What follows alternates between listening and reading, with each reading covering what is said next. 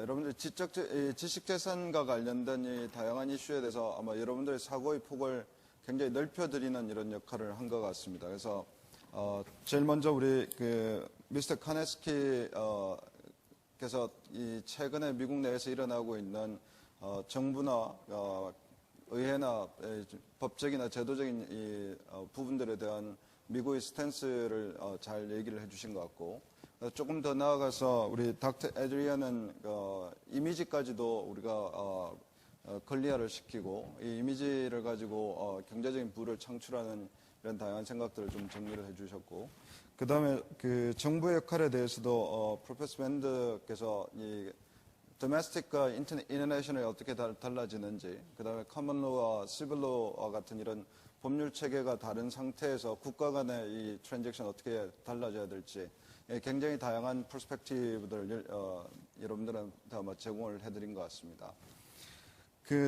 저는 여기 계신 분들하고는 달리 비즈니스쿨에 있습니다만은 제가 비즈니스쿨에 있으면서 글로벌 경영 전략을 강의를 하면서 느끼는 가장 큰 차이점 중에 하나는 국가 간에 일어나는 이 트랜잭션에 대해서 텍스를 어떻게 부과를 할 거냐 하는 이런 문제가 굉장히 중요한 이슈가 되고요. 그 다음에 이런 기업 간의 거래에 있어서 트랜스퍼 프라이싱이 굉장히 중요한 이슈가 되는데, 제가 미국에 있을 때 IRS에 계신 분들 만나보니까 미국의 IRS는 이 트랜스퍼 프라이싱의 전문가분들이 약 한 300여 분 계시더라고요. 근데 지금 한국 국세청에는 아직 트랜스퍼 프라이싱 전문가분들이 굉장히 소수의 분들이 아마 계신 것 같고요. 근데 이게 이 지식재산과 관련된 이런 이슈들을 한번 생각을 해보면 아마 우리가 이 분야의 전문가에 해당하는 로여분들이 한국에 계신 분보다는 아마 미국에 계신 분들이 훨씬 더 많은 것 같습니다.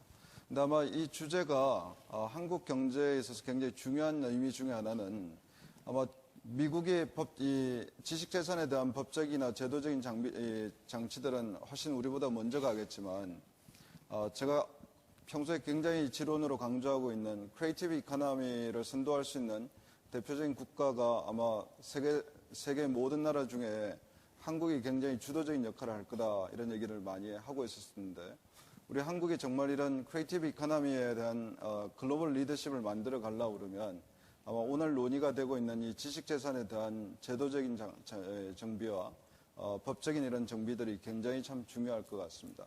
그래서 향후 아마 저희들한테 주어진 시간이 20분에서 30분 정도 시간이 되는데, 제가 조금 전략을 바꿔서 우선 김영민 청장님한테 두 가지 질문을 먼저 드려서 한국에서 일어나고 있는 일들에 대한 얘기를 조금 먼저 듣고, 그 다음에 여러분들이 지금 올려주시는 질문도 제가 실시간으로 태블릿 PC를 통해서 보고 있습니다. 그래서 여기 질문들도 우리 연사분들한테 조금 드리고, 마지막으로 클로징한 오늘 외국에서 오신 이 네 분의 연사님들한테 우리 한국 정부가 혹은 한국 경제가 이 크리에이티브 이코노미를 선도하는 데 있어서 아웃사이드에 계신 전문가로서 어떤 팁을 주신다면 어떤 조언을 하시고 싶은지에 대한 질문을 마지막 클로징 질문으로 이렇게 드리도록 하겠습니다.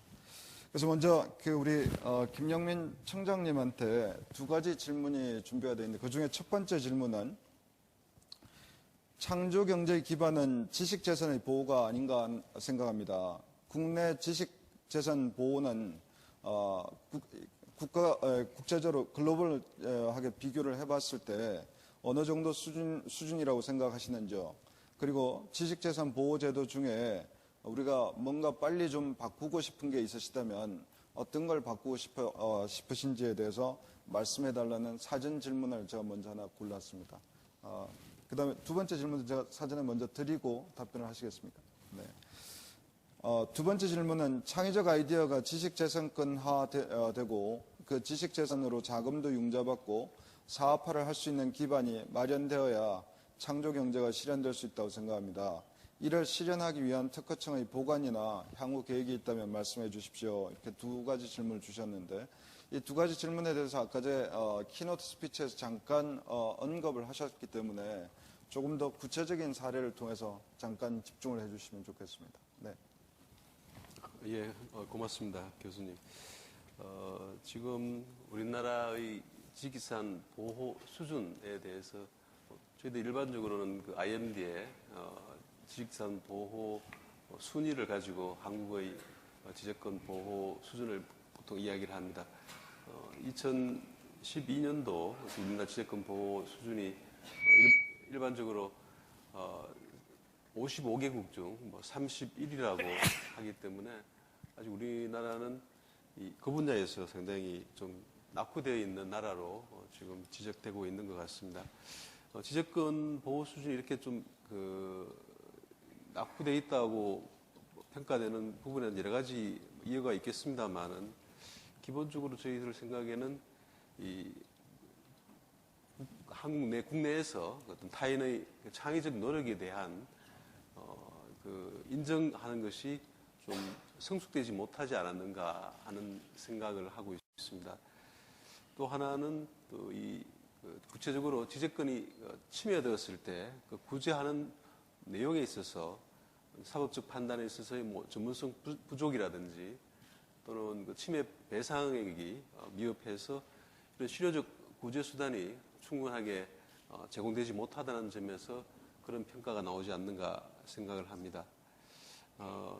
그래서 저희들 우선 이 지식재산과 보호와 관련해서는 기본적으로 우리 사회가 지식재산 기반 그 사회로 가야 되겠다 해서 위조 상품에 대한 그 단속 노력이라든지 또 이 전반적인 사회적 지적권에 대한 사회적 인식 제고 노력을 높여 나가야 되겠다고 생각을 합니다. 특히 지금 이 사법적인 지적권 보호와 관련해서 그 부분에 대해서 좀 더 우리가 좀 개선이 많이 필요한 부분이 있는데요. 특히 우리의 경우에 이 특허 무효율이 다른 나라에 비해서 좀 높은 편입니다.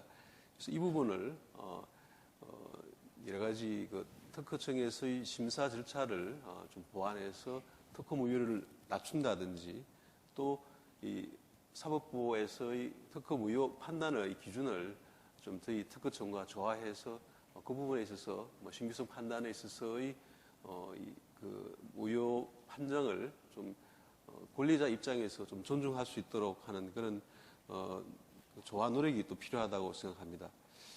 또 하나는 그 특허 침해에 있어서의 그 손해배상액을 좀 더 현실화할 수 있도록 관련 절차나 규정도 보완이 필요하고 또 사법적 판단에 있어서의 보완도 필요하다고 생각합니다. 또 하나는 그 사법적 판단에서 좀 신속하고 전문화된 지적권 분쟁 해결이 필요한데요. 이와 관련해서 좀 이 특허 소송을 관할 집중을 한다든지 해서 좀 신속하게 재판이 이루어질 수 있도록 되고 또 이 재판 과정에서 좀 전문가들이 재판에 직접 참여할 수 있도록 어떤 변리사들의 공동 소송 대리 같은 부분도 앞으로 계속 지속적으로 이 문제가 보완돼야 될 사항이라고 생각합니다. 이런 종합적인 것들이 이루어질 때 우리나라의 지적권 보호 수준이 좀 더 한 단계 올라갈 수 있지 않을까 생각을 합니다. 두 번째 질문과 관련해서 결국 창조경제는 어떤 국민의 창의적인 아이디어나 상상력이 지식재산으로 구체화될 수 있도록 하는 게 굉장히 중요하다고 생각을 합니다. 그래서 저희들은 그런 아이디어가 잘 보호될 수 있는 보호 기반이 좀 더 갖추어져야 된다고 생각을 하고요. 그리고 또 이 아이디어가 구체화될 수 있도록 기술과 접목할 수 있는 그런 시스템, 그것을 좀 국민들에게 제공을 해야 되지 않느냐 생각합니다. 저희들이 지금 생각하고 있는 그 아이디어를 구체화해서 지식재산권화하는 그런 프로그램을 저희들이 저희 산업부, 미래부 또 중소기업청과 함께 만들어 나가려고 하고 있습니다. 그래서 지금 미래부에서 그런 무한 상상력 프로젝트 어떤 것을 만들어 가지고 국민들이 아이디어를 어떤 포탈에다가 제시하면은 전문가 평가를 통해서 그 괜찮은 아이디어가 골라지가 나면은 그 아이디어를 구체적 기술과 접목할 수 있도록 도움을 주고 그것을 권리화하고 사업화하는데 정부가 좀 지원을 해서 결국은 그런 것들이 새로운 성장 동력으로 또 새로운 일자리로 만들어질 수 있는 그런 시스템을 저희들이 만들어 나가야 된다고 생각을 하고 있습니다. 특히 그렇게 하기 위해서는 중요한 것이 이런 그 지재권이 교수님께서도 말씀하셨습니다만 뭐 클라우딩 펀딩이나 아니면 IP를 담보로 한 대출이 좀 더 활성화돼야 될 것 같습니다. 사실은 지식재산 문제는 이 가치평가가 굉장히 어려운 분야입니다. 그래서 정확한 가치평가가 되지 않기 때문에 이 지식권을 담보로 한 대출이 상당히 어려운 실정입니다. 그래서 저희들은 이 가치평가에 대한 정부 차원의 지원을 좀 강화해 나가고요.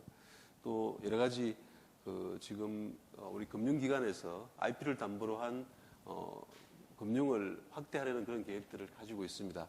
그래서 이 IP를 담보로 한 금융이 좀 더 활성화될 수 있도록 저희들이 가치평가 지원이라든지 아니면은 IP 담보로 한 대출이 부실화될 때 그것을 보완할 수 있도록 어떤 IP 회수펀드와 같은 그런 보조적인 시스템도 함께 갖추어 나갈 계획을 가지고 있습니다. 저희들 이미 3월 달에 산업은행과 함께 그 IP 담보 대출을 시작을 했는데요. 그때도 저희들이 산업은행한테 이 가치평가 지원과 함께 그 IP를 담보로 한 대출이 부실화되었을 때 그것을 회수할 수 있도록 그 회수펀드를 함께 조성하는 작업을 시작하고 있습니다. 이런 노력들이 갖추어져 나갈 때 앞으로 좀 더 이 어떤 창의적 아이디어만 가지고도 나중에 그것을 사업화로 연결시키고 일자리로 연결되는 그런 생태계가 구축이 될 수 있을 거라고 생각을 합니다. 네, 답변 감사합니다.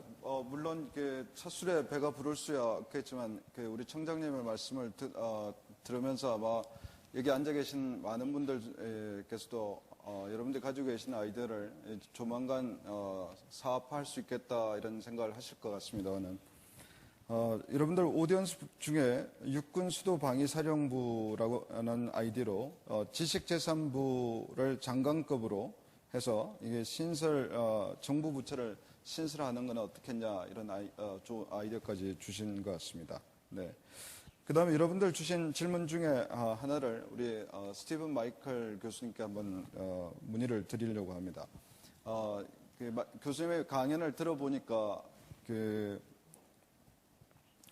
창의적인 사고를 하는 게 굉장히 중요하고 아이디어가 가지는 역할이 굉장히 중요한데 보통의 평범한 사람들에게 어떻게 하면 크리에이티브한 띵킹을 할 수 있는 이런 역량들을 올릴 수 있는지 여기에 대한 좋은 생각이 있으면 달라는 오디언스의 질문이 있었습니다.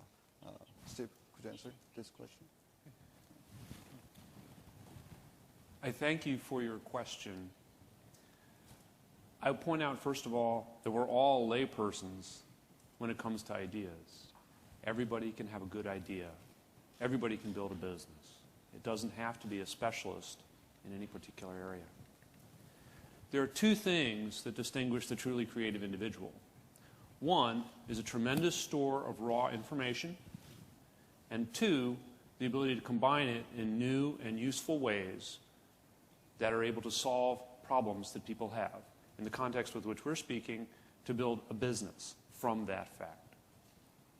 I would point out that the kind of diverse knowledge that is often valuable is in fact diverse. It's about a lot of different kinds of things. There's a distinction between knowing about human needs and knowing about technologies. Sometimes entrepreneurs start businesses understanding needs extremely well and not knowing about technologies. When one thinks of the founders of Nike, Mr. Bill Bowerman, who was the coach at the University of Oregon, he understood the problem of making people run faster. But he undertook the challenge once he had the idea. He had the idea of creating the waffle-soled shoe. He had the idea, he undertook teaching himself how to be a shoemaker. He didn't do that because he was planning to make millions of shoes. He did that so he could understand how to make that need meet the technology. So as you try to develop your own creative skills, I urge you, Mr. and Ms. Questioner, to make inventories, to try to get some diverse experiences, occasionally to shake them up, to look at which of them are sets of needs, which of them are sets of technologies, can you make them? And I think the most important thing is to try to separate creating from judging. We are all harsh critics of ourselves. It helps. Creation occurs best when people are relaxed. So I would urge the questioner to take a run, to take a walk, to perhaps be in a beautiful park, to in some way relax when one tries to create new ideas, and to try to suspend the judgment of those ideas. Now, sometimes you have to create a fair number of ideas in order to get one that you can use. But again, separate that creation, that act of creation, and tell your critical faculty, tomorrow we'll ask the hard questions. Today, let's play with ideas. Thank you. 개인적으로는 두 분의 말씀을 들으면서 저는 저희 경험도 잠깐 공유를 하고자 합니다. 저는 한 10여 년 전부터 개인이 가지고 있는 창의적인 사고 능력, 그다음에 개인의 창의성을 어떻게 하면 과학적으로 진단할 수 있을까에 대한 연구를 굉장히 열심히 하고 있는데, 한국의 대기업들하고 협업을 하기 위해서 한번 일을 해보면 항상 장벽에 부딪히는 것 중에 하나가 저희들이 가지고 있는 10년 가까이 축적되어 있는 노하우를 공유를 해달라는 이런 요구사항들이 항상 따라붙더라고요. 근데 이런 것들 참 오픈을 하고 협업을 하기가 참 쉽지 않은 민감한 사안이다 보니 번번이 잘 이루어지지 않는 경우들이 있는 것 같습니다. 뿐만 아니라 또 서울대학교에서도 최근에는 창의와 혁신이라는 이런 과목으로 학생들의 창의적 사고를 길러주는 이런 과목들을 만들고 있는데, 아직까지는 굉장히 초기 단계에 불과한 이런 아쉬움이 좀 있는 것 같습니다. 아마 오늘 같은 이런 행사를 통해서 향후에는 굉장히 달라지지 않을까 개인적으로 기대하고 있고요. 마지막으로는 우리 네 분의 외국에서 오신 스피커 분들에게 굉장히 제너럴한 관점에서 본인들이 가지고 계신 백그라운드나 경험이나 또 한국에 대한 생각을 기반으로 우리 대한민국이 창조 경제로 나아가는 데 있어서 이 지식 재산과 관련된 분야에 대한 개인적인 어드바이스 내지는 팁을 주신다면 어떤 팁을 주실지에 대한 질문을 공통 질문으로 드려서 네 분의 스피커 분들한테 한 분 한 분씩 얘기를 들어보도록 이렇게 하겠습니다. 순서는 오늘 스피치를 시작하셨던 저기 세 분의 연설을 먼저 듣고 제일 마지막으로 우리 스티븐 마이클 교수님께서 마지막으로 답변을 하시도록 이렇게 하겠습니다. Mr. Koneski, can I ask you your expert opinion about Korea? Well, I can't give you an expert opinion, but I'll give you an opinion. Okay. And it just stuns me every time I come to Korea. And what I like about it is the energy and commitment of the people. Everyone wants to achieve. And I can't think that I think Korea could do anything it wants to do. And I'm not just saying that because I want you to like me. I mean, it's just the commitment and the hardworking nature of the Korean people. Generally, I would say what to do. Well, do what the United States does, but do it better. You see the flaws we have in our intellectual property system, but we're successful at the same time. And one final note that the professor mentioned, and I think this is a key in the United States as well. You mentioned the program with the children. Oh, it's great to have the government make funds available for innovators. It's great to have Korea set its laws to make innovation easier to achieve. But you need the kids with the ideas. And this is a complaint about the United States, that in the education system, funding is going from the arts to the sciences almost exclusively. And the question is, well, fine. We'll be able to build things, but where's the next Steve Jobs? So, you know, while you're working on improving the intellectual property atmosphere, to me, the key is with the kids. Thanks a lot. Can I move on to? I absolutely agree with you. I think that you need to fund education in the arts and the humanities, and we're losing that in a lot of places. And I think that people are becoming too specialized and too focused. And don't get me wrong, I think science and maths is very, very important, and we need to, and needs to be a balance. But I also think that you do need the creative types, the philosophers, the people who think outside the box, people who think big, crazy thoughts about things. Think that if we didn't have science fiction, quite frankly, I don't think we would have had a lot of progress in the sciences. People have to think crazy ideas before you can actually say, hey, wouldn't that be cool if we could fly to the moon? Hey, wouldn't that be cool if we could take a submarine to the bottom of the sea? I think you need to have people who dream. You need dreamers as much as you need technicians. They're both important. They're both very important. But you need to, and then you also need to have the time to relax and to dream. I think that Professor Michael's point of go away, do something relaxing, do something that changes the way you're thinking about a problem is also really important as well, to be able to dream. I think dreaming is really important, and not to be completely structured and focused all the time. Thanks. Can I move on to? Yeah, thank you.